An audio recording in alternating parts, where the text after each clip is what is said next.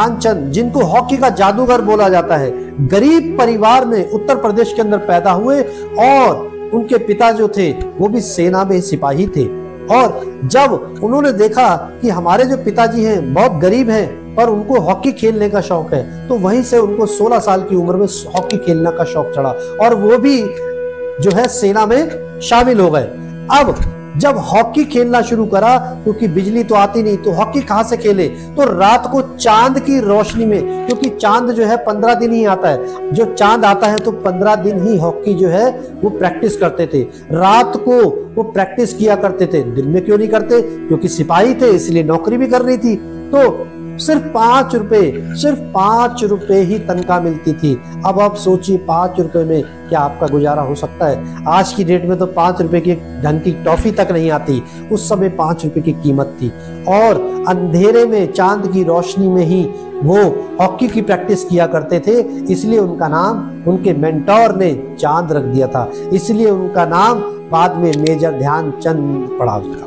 और दिन में कभी कभी रेल की पटरी के ऊपर भी प्रैक्टिस किया करते थे और रेल की पटरी पर बैलेंस बनाते हुए चलते थे कि बॉल जो है हॉकी से अलग नहीं होनी चाहिए। और यही एक जादू था जिसकी वजह से उनका नाम जादूगर रखा, कि आखिर ये व्यक्ति कैसा है जो रेल की पटरी पर भी हॉकी और बॉल से खेल लेता है और उसी पे बैलेंस बना के चलता है। एक बार तो मैच के अंदर उनकी हॉकी को तोड़ के देखा गया कि आखिर इस हॉकी में कोई गोंद तो नहीं लगी हुई, कोई फेविकॉल तो नहीं लगा हुआ, कुछ मैग्नेट तो नहीं लगी, कि ये व्यक्ति कैसा है, ये चिपका के चलता है बॉल को, आखिर ऐसे कैसे कर लेता है कोई व्यक्ति।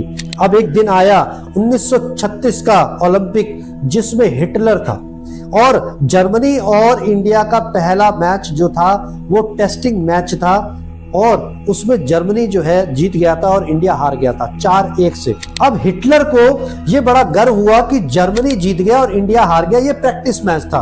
पर जब ओलंपिक का जब फाइनल हुआ तो उसमें भी जर्मनी और इंडिया ही फाइनल में पहुंचे और हिटलर ने पूरे जर्मनी में ऐलान कर दिया था कि सभी लोग जो है जर्मनी को चीयर करने आएंगे, उनको प्रोत्साहन करने आएंगे, क्योंकि आज उनका मुकाबला इंडिया से है, सिर्फ इंडिया से है।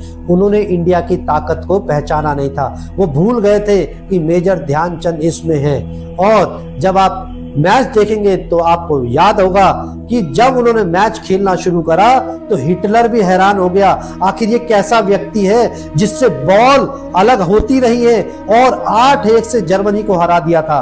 और जब जर्मनी को हराया तो हिटलर का मुंह छोटा सा हो गया कि आखिर ये कैसा व्यक्ति निकला जो प्रैक्टिस मैच में तो हार गया, पर इसने जर्मनी को 8-1 से हरा दिया।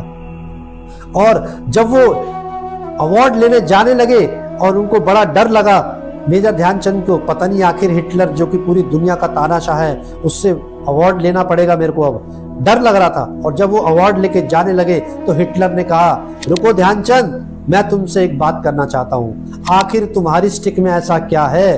तो ध्यानचंद जी ने कहा, ये स्टिक का खेल नहीं है साहब, ये प्रैक्टिस का खेल है। और फिर हिटलर ने कहा, तुम जर्मनी के साथ आ जाओ, जर्मनी में खेलो, जर्मनी की टीम से खेलो, मैं तुम्हें एयरफील्ड मार्शल बना दूंगा और यहीं पर ही रहकर अपनी जिंदगी गुजारो। तब मेजर ध्यानचंद जी का जो उत्तर था वो सभी के दिल को छू दिया। उन्होंने कहा, मैं भारतीय हूं, भारत की तरफ से ही खेलूंगा। और जब हिटलर ने कहा, भारत तो बहुत गरीब देश है, तो भारत ने तुम्हें क्या दिया? तब मेजर ध्यानचंद जी ने उत्तर दिया, उससे सभी को सीखने की जरूरत है कि आखिर उन्होंने ऐसा क्या उत्तर दिया। मेजर ध्यानचंद जी ने कहा कि ये देश की जिम्मेदारी नहीं है कि मुझे क्या दिया, और देश की जिम्मेदारी नहीं है कि वो मेरे को आगे बढ़ाए, ये देश की जिम्मेदारी नहीं है कि मुझे सफल करे, ये मेरी जिम्मेदारी है कि मैं देश को सफल करूं, ये मेरी जिम्मेदारी है कि मैं देश के लिए कुछ करूं। इसीलिए सारा खेल प्रैक्टिस का है।